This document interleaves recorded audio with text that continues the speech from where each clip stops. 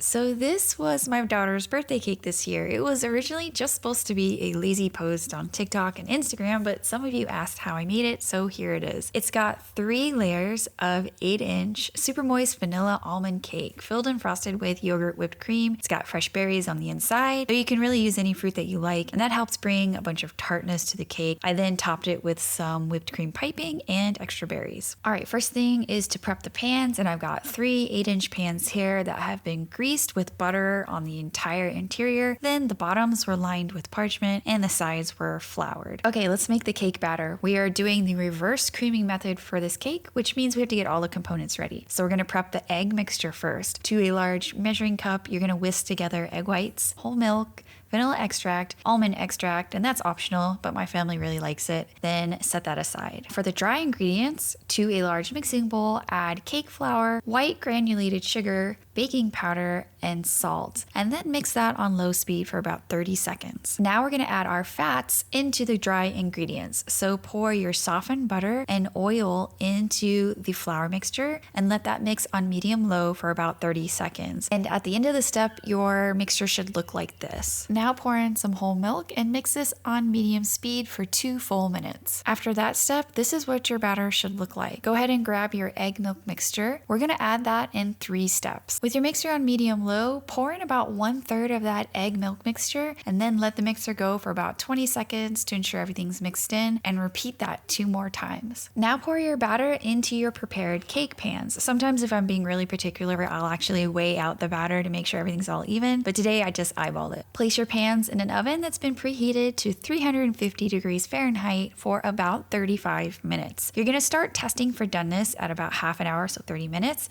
and you can do that using a skewer, and you're looking for little to no crumbs attached. Okay, once you remove the cakes from the oven, you are at a stopping point right now. Before moving on, we have to ensure the cake is cooled or cold, because that's gonna help us frost the cake. If you want to do this all in one day, you can definitely just let it cool completely and then frost it, but I tend to spread out my cake baking over the course of a few days. And this is typically what I do. While the cakes are still kind of warm, but still able to be handled without gloves, meaning I can still pick up the pan without burning myself, I'll remove the cakes from the pan carefully and wrap them in plastic wrap. Then I'll immediately place them in the freezer. And in there, they can hang out in the freezer for a few days before you need to make the cake. If you need to freeze them for longer, I suggest wrapping them in plastic, then in foil to trap out odors, and then in a zip top bag. Now, when you're ready to assemble your cake, remove it from the freezer for about 30 minutes and then leave it on the counter. When you're ready to use it, it'll still be pretty firm, but it'll be soft enough that you can trim it, so trim off the tops and sides if you want to, and it should be soft enough to do that. Plus, freezing cakes for whipped cream frostings is always helpful in my opinion, because all whipped cream frostings are stabilized by colder temperatures. So while your cake is defrosting for that half hour, you can wash and trim the fruit and prepare the whipped cream frosting. This whipped cream frosting is stabilized with both Greek yogurt and a starch stabilizer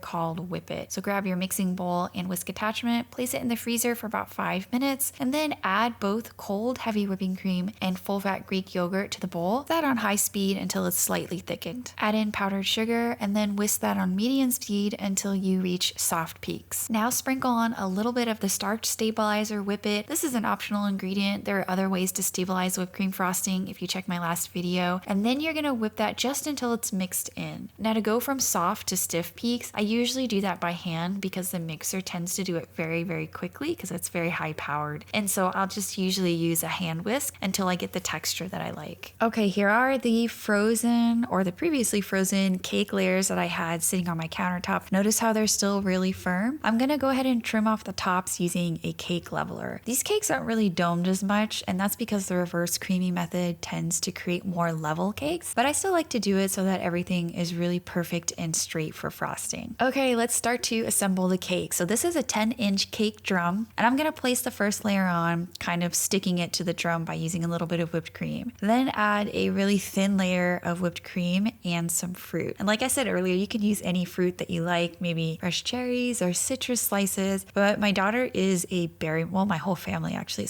are berry monsters, so I usually go with strawberries, blackberries, blueberries, and raspberries. The fruit also holds up the cake layers, so you should be pretty liberal comfortable with your fruit. Also, make sure none of your fruit sticks out on the outside of the cake layer because it's gonna poke out into the whipped cream when you're done with the final coat. Okay, so after you're done adding the fruit, I like to do another layer of whipped cream that kind of just fills in all the gaps and ensures that the filling is just completely full. Go ahead and repeat that process for the second layer and then add your third and final layer of cake. And I wanted to show you how tall this cake was, so I'm gonna bring my head down so you can use that for scale, or my hand, but I have pretty long hands for a female human of my size, so this cake is pretty tall. Once it's all stacked, we need to do the coat of whipped cream on the outside. And what I do is I break it down into two parts like I would a buttercream cake. I do a crumb coat first, a super light coating just to make sure that the gaps between the layers are filled and then all the crumbs are coated. Then I stick that in the fridge for a bit and then I do a final coat of whipped cream that's just a little bit thicker. That's along the sides and top. Some people like to do whipped cream frostings all in one go since it doesn't really firm up like a buttercream frosting, so there's not too much of an advantage to put it in the fridge in between, but I still like to do it. It just keeps everything cold and then it kind of breaks up the process for me. To finish off this cake, I love adding more fresh fruit on top. Sometimes I'll do a border and sometimes I'll just pile fruit on. If you choose any of the stabilized whipped cream frostings from my last vid, you'll really have no problem piping simple borders like this one. And this one here is with a Wilton 1M tip. What I'm doing is just a simple wreath of drop flowers along the outer edge and then backfilling with fruit. And these flowers are from my backyard garden. It's an edible flower called Sweet Alyssum.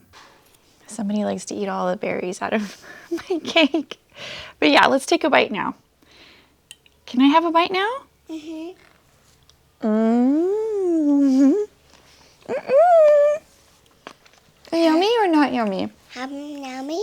I want the carrot turn. That's Mommy's microphone. Like popcorn? Super yummy. It's got an almond flavor in the cake. You could definitely omit that if you don't want almond. It's just gonna be a yummy vanilla cake. But yeah, this is a super light cake. Here you go.